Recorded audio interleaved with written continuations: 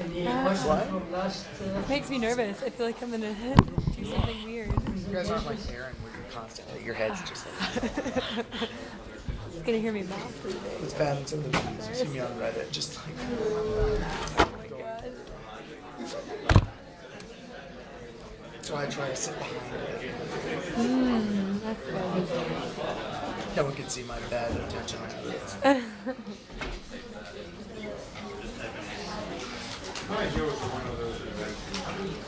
Ooh, it just got chills. I didn't bring a jacket today. I was freezing. Oh, how's it go? It's just itchy? How do your head feel? So itchy. Do you have a headache at all? Last time we stopped on the one question, we did not finish the answer for it. Who remembers? Units. Visual I units. think you asked that question. I did not ask that question. You did? No. I remember by location. I think you. What was your question? That can periodontists can they do lip surgery, like if you want to do like a, because we talked about the boundaries, and we said that lip is one of the external boundaries, if we can do like a lip restructure. Is that? I think we left with the, what do we mean by the interdental cold and how it looks clinically. And I think I told you, if you have, say, lower first molar is removed, and you look at the proximal surface of the adjacent tooth, you don't see one papilla. You see two papillas, one buccal and one lingual, connected to each other, and I will show you it in the slide, by a saddle type of configuration, and that's what we call it the cone. And why we are paying attention to this area, because periodontal disease starts in between the teeth. Because of the cone area is inaccessible for the brush or the floss to remove all the bacteria we wanted to remove. That's the main reason. And the second reason, as I will show you in the slide, the epithelium covering that cone area is not as strong, is not thick, is not keratinized as the outer surface, so it cannot protect the underlying connective tissue. Okay, let's go through the slides now if I can run this one.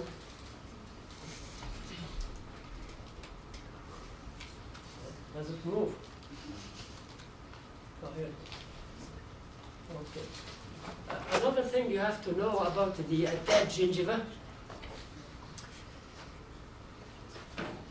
it is not uniform in its width. And I told you last time the width meaning the distance from the margin of the gingiva to the mucogingival junction. It's not equal in any patient's mouth. It varies, the range varies between 1 to 9 millimeter in width. 1 to 9, those are the extremes, between 1 and 9. And generally speaking, the narrowest area of the attached gingiva is found in the lower first premolar and the decuspid area.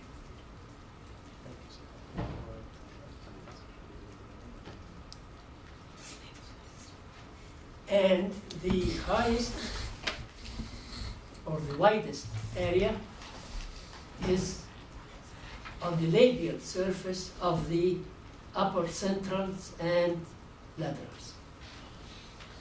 So those are the widest and those are the narrowest. And then in between. Why are we talking about this? We're talking about this because when we talk about disease, periodontal disease, the rate of progression of the disease partially depends on the width of the attached gingiva, as well as the thickness of the gingiva. And that's why recently we emphasizing when you examine the patient, we look into what we call now the phenotype of the gingiva. Phenotype. We have to consider the phenotype of the gingiva. Basically, for your level of education now, you look into the width and the thickness of the attached gingiva. Very important as far as the disease progression is concerned. Do you mind repeating what the narrowest narrowest area was and the widest area? I can't hear you from there. What was the narrowest Oh, again? the narrowest is in the lower first bicuspid and cusp.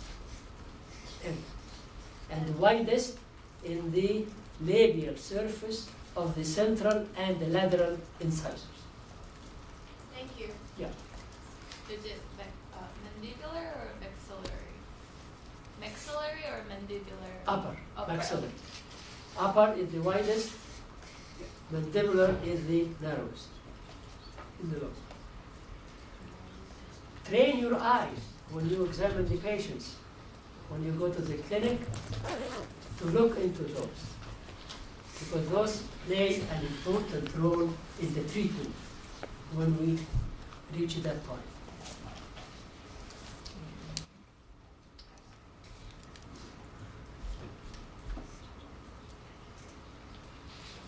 We talked about the gingival groove, talked now about the width.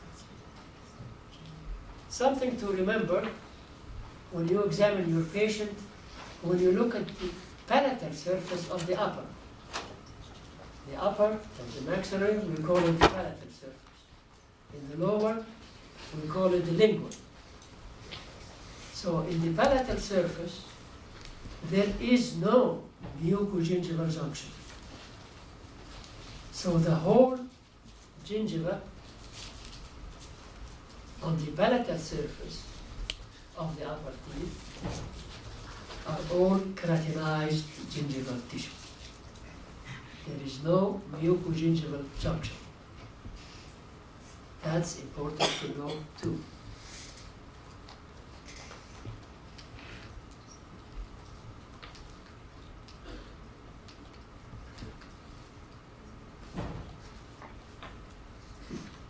Look at back again.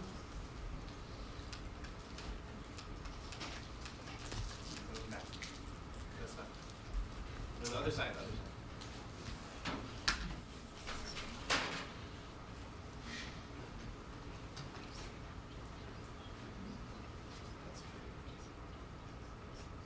Yeah, but right there.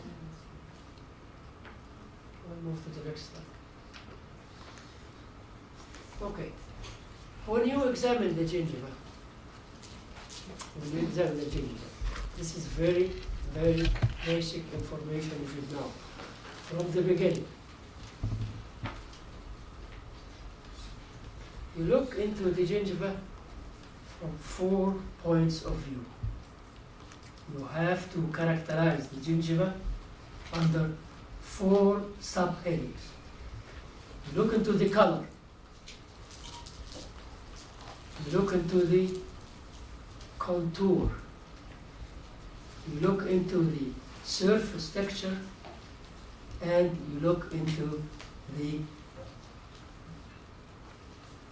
consistency. Those are the 4 basic things when you examine a patient periodontally. I will talk a little bit what are you looking for in the color.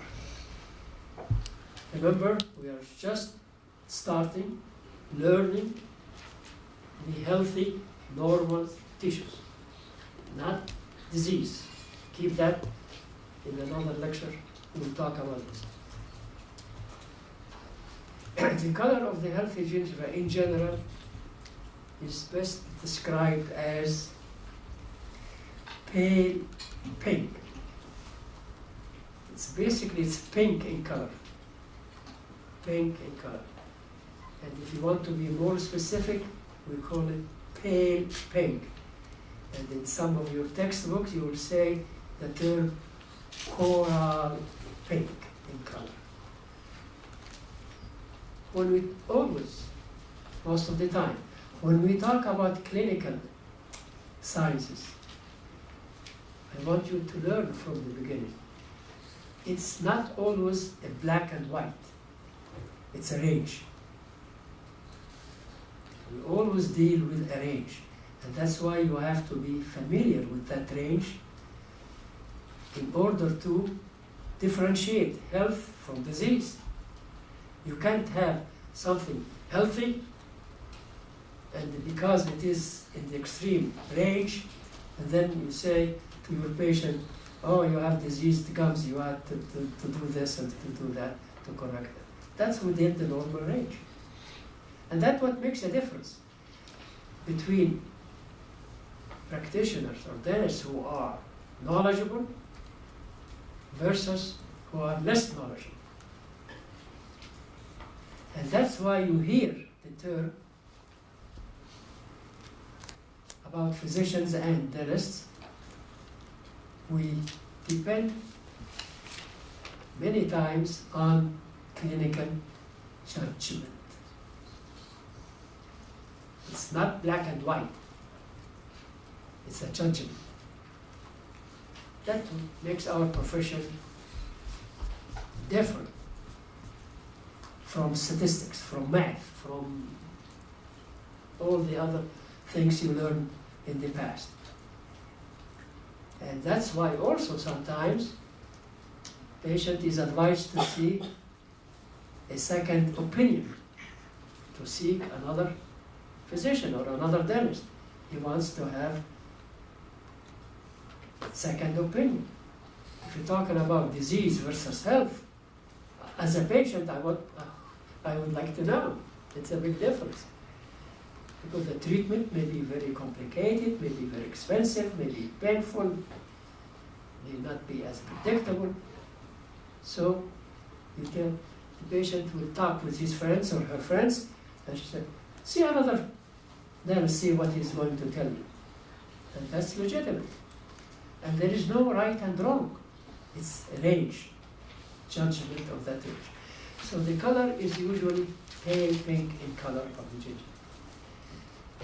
Again, as I said to you, to be more specific, we say pale pink or coral pink. That best describes that kind of pinkish color. Why we get the range? There are 4 reasons which modify the color of the gingiva. Number 1, intensity of melanogenesis. It's exactly like the color of the skin. Why some of us white, some brown, some black, some this, some that, different colors. Depending on amount of, melanogenesis means brown pigmentation. There is pigmentation of the gingiva. Sometimes very little, sometimes very extensive, I'll show you those, and sometimes there is no pigmentation. So depending on the amount of and the level of degree of pigmentation of the gingival tissue, we get the range of the pink color of the gingiva. Also depends on the degree of keratinization. I told you before, the outer surface of the gingiva, like the outer surface of the skin, the most outer layer is keratin. Keratin means roughly dead cells, cells without nuclei, and no blood supply in it. So if that layer is very thick, it will modify the pink color. If it is thin, it makes the color different too. So depending on the degree of surface keratinization of the gingiva. The third reason, factor, the level of or the degree of thickness of the epithelium. As we will show you again, sometimes in some areas the epithelium is thick. That will change the color of the pink to more pink. Why? Because the epithelium, as well as the outer surface of that epithelium, we don't have blood supply on those. The blood supply comes from the underneath the epithelium, from the connective tissue. So if the cover here is thick, it will be more pale, pinkish color, than if it is thin. That's another variable why we get range in the color. And lastly, the arrangement of the gingival vascularity. Sometimes the vessels go like this frequently, and sometimes it's more horizontal. That again modify the pinkish color of the gingiva. So those are the factors you have to keep in mind while you examine the gingiva. I give you a good example. Say on the intensity of melanogenesis. As I mentioned a few seconds ago, it depends on the number of and distribution of the pigmented cells. If you are not knowledgeable enough, it could be that pigmented part of the gingiva is a manifestation of another serious disease.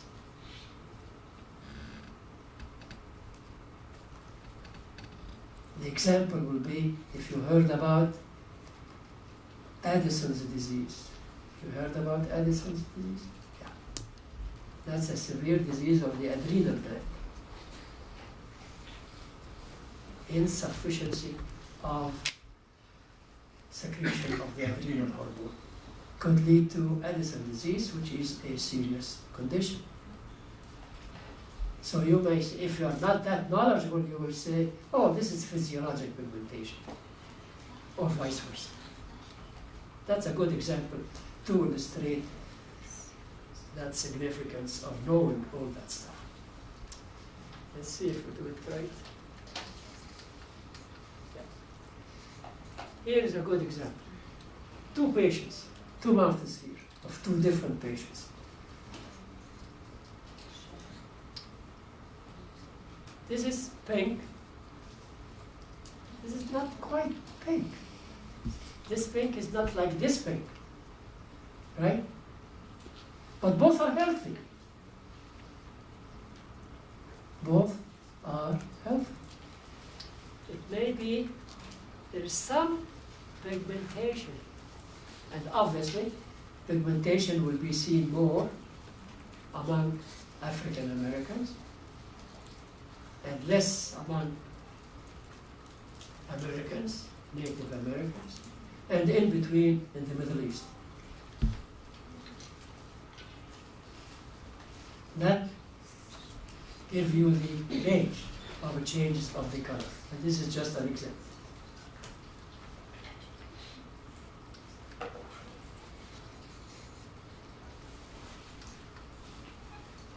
Extreme example now. Look at those two different patients here. What do you see here? Look, this is the mucogingival junction.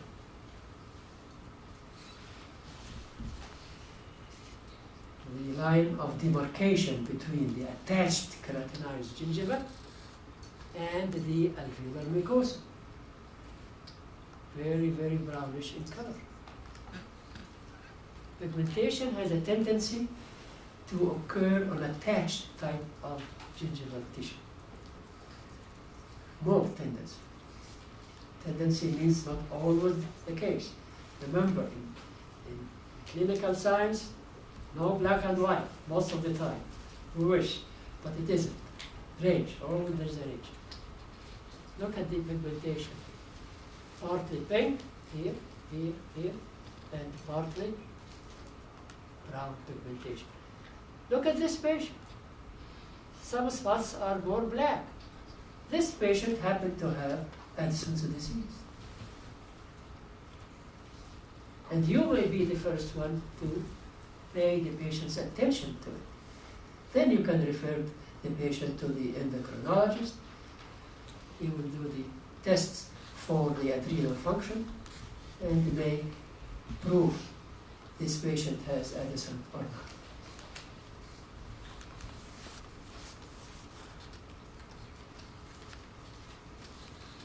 Here's a question. Stop, so good. Dr. Rasada? Maybe I don't have a magic finger this year. Back huh? pain. Yeah, try. There's a question. Get the next one. Yeah. What was the question? Is that a lesion between 9 and 10 Get there? back to the clinical slide. Yeah, what's your question? Is that a lesion between 9 and 10 there? Where is that? Between Is the On back the right? one to the nine- left. Oh, very good observation. Yeah. Very good observation. You talking about this? No, the one next door. Next door. Other picture. The The, first picture. the picture there. Give it to him. I don't want to talk about different things.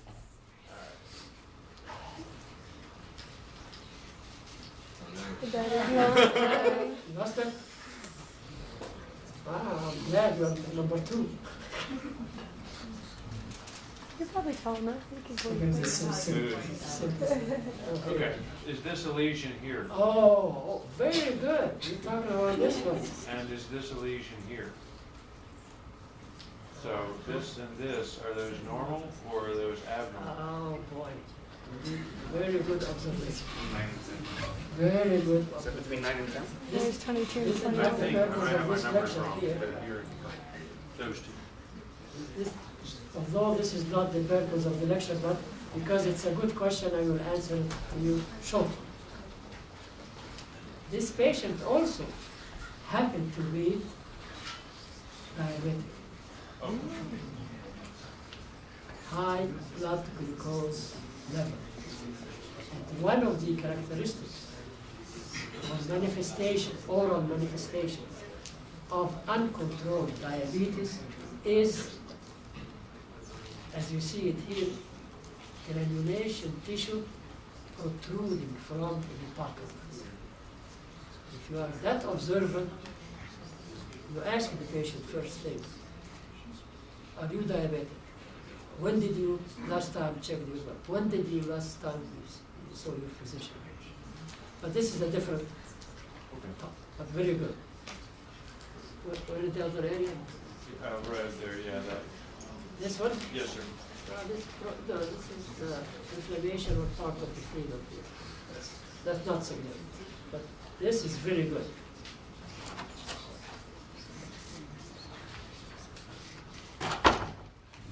Enough for the color? Okay. Contour now. What do we look when we examine our patient's gingiva of the patient as far as contours?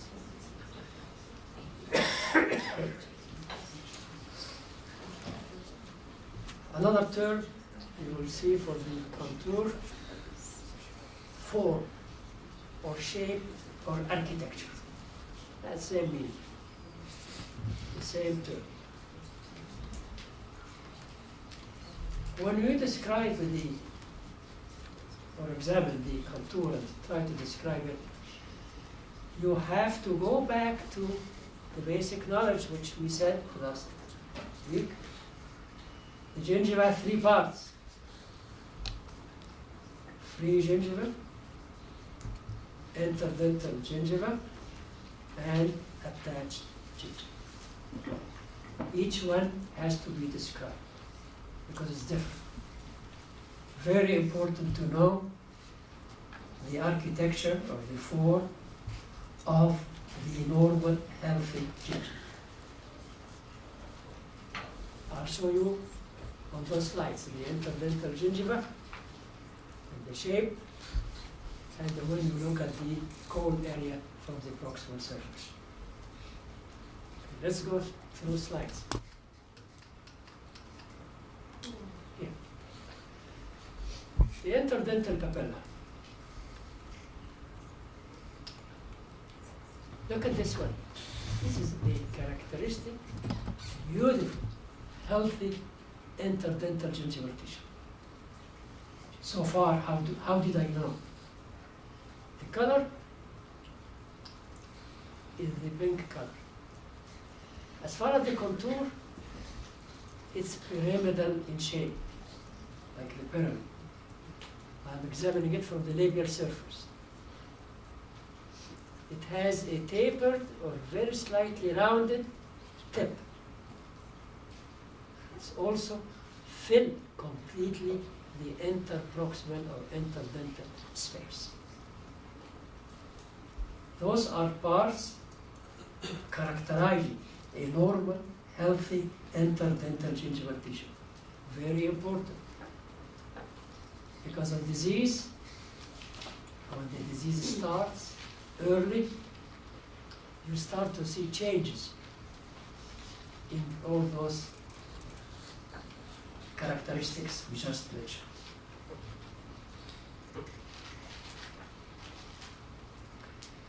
What else? When we talk about the contour, if you look at it from the labial surface, it's relatively flat or more concave. More concave. In other words, there is a depression here. So, slightly concave or slightly flat when you examine it from a mesodistal direction. Or when you feel it, even with your tip of your finger, it's not very flat like this. No.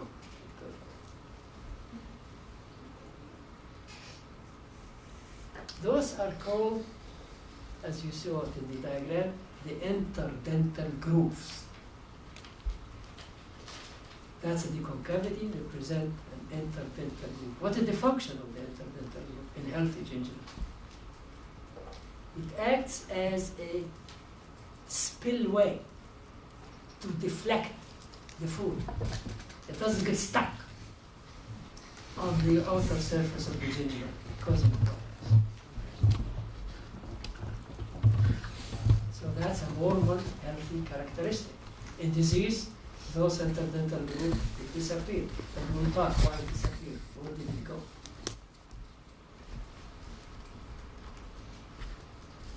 So those are the characteristic features of a healthy interdental papilla.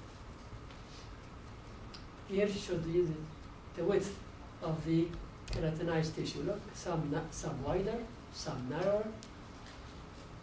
It varies. It also varies by aging. At the young age group, they are narrower.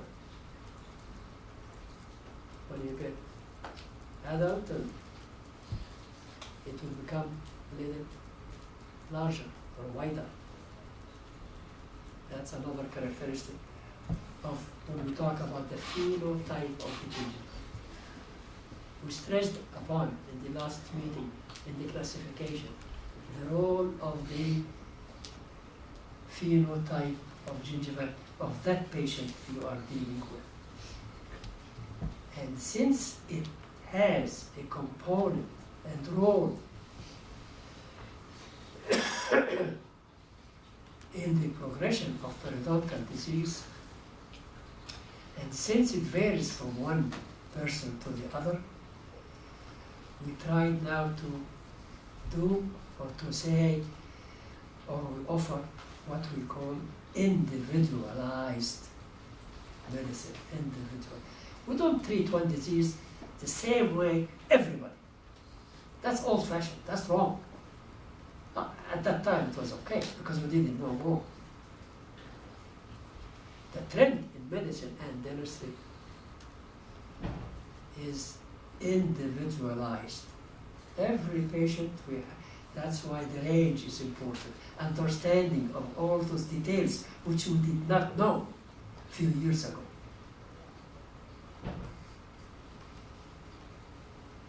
enough for that. You can interrupt me anytime if you want any question. Okay. I said last time, for you here, that the interdental cone of the two papilla, one facial and one lingual or palatal, its shape depending on the contact relationship between the teeth. Now, if there is no contact, like in this situation, there is a space, small space. You don't see two papillae. And when you don't see two papillae, that means there is no interdental cone, because the cone has two papillae joined together like this. That is important too for home care and etiology of periodontal disease when we talk about that. So look at here, very slight. So it doesn't fill completely. This is another extreme. Here is again little space. Look at the papilla here. It even look different. Different in what? Look at the tip of the papilla is not tapered like this. It's rounded.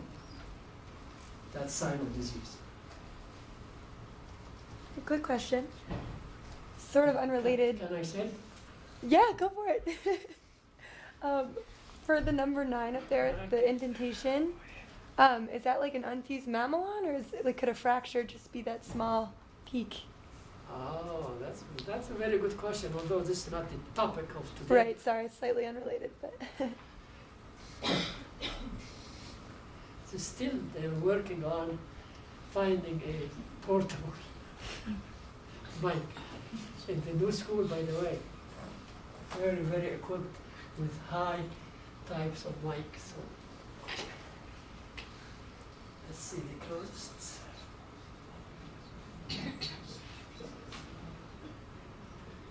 Okay. Good question. Why you get space? Basically- not the diastema, but actually in the crown of the number 9 up there, there's like an indentation. You see this one? Yes. Ah, okay. This is a developmental defect. Okay.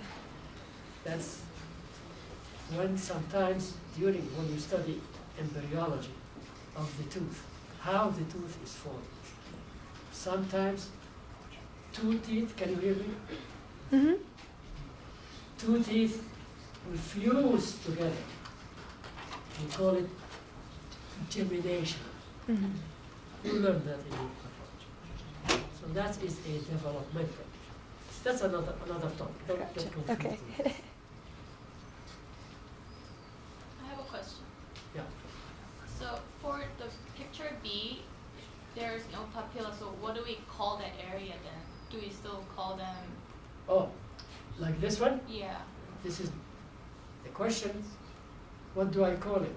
yeah. I say absence of interdental cone. Oh, And that's normal because we learn the presence of the cone depends on the contact relationship. There is no contact, there is no cone. There's only one papilla with a convex like this.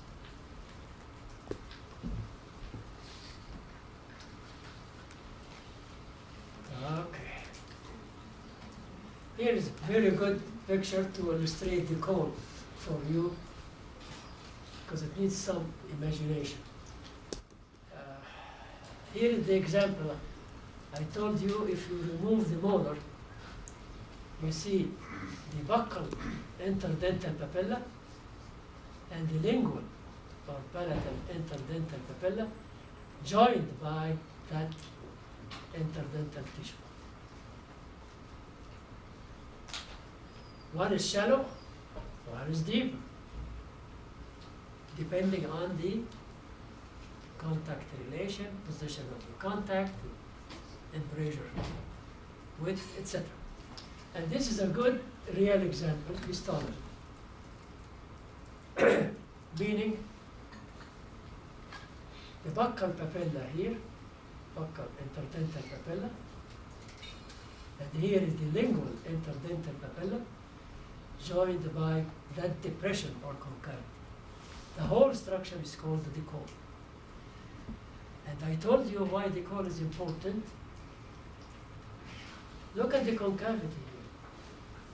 Two things. You cannot reach this area to clean it easy with the toothbrush or the dental floss. And two, look at the thickness of the epithelium here, the dark stain here. Here is white, keratinized layer of epithelium capable of protecting the underlying tissue. Whereas this, in the cone area, in that depression, very thin, almost non-keratinized layer of epithelium, incapable of protecting the deeper tissue.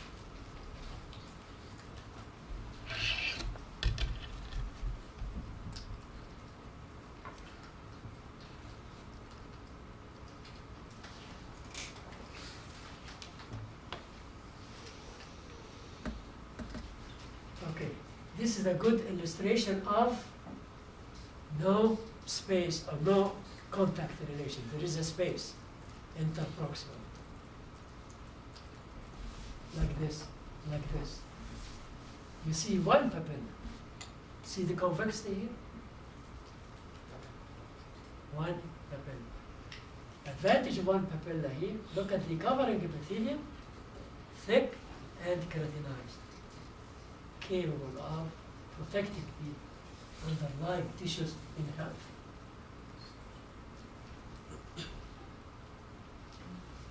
And easier to clean. There are other problems. We'll talk when we mention etiology of the disease.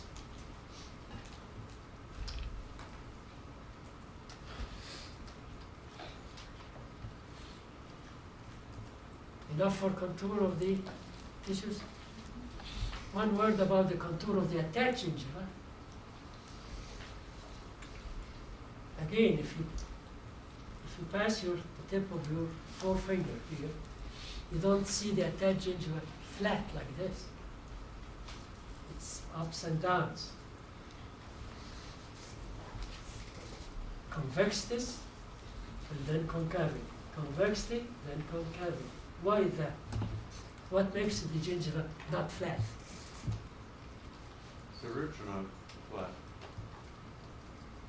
Who answered? Who's talking?